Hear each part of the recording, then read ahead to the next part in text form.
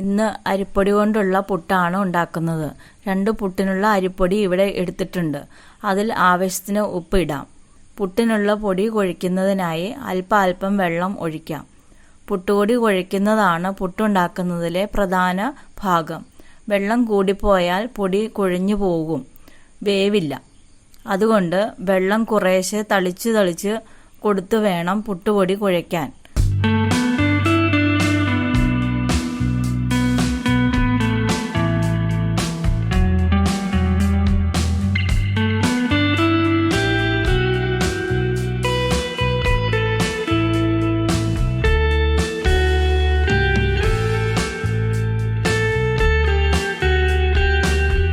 പുട്ടുകുറ്റിയിൽ ആദ്യം തേങ്ങ ചിരകിയത് ഇടാം.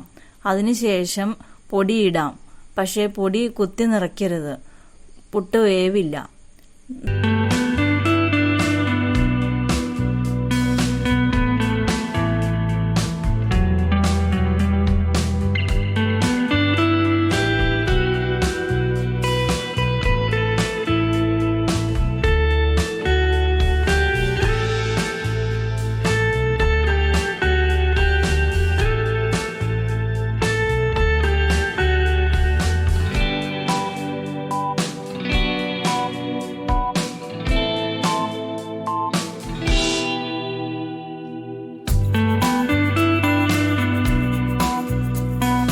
നല്ലതുപോലെ ആവി വന്നതിന് ശേഷം പുട്ട് കുടത്തിൽ നിന്ന് എടുത്ത് സെർവ് ചെയ്യുന്ന പാത്രത്തിലേക്ക് മാറ്റാം.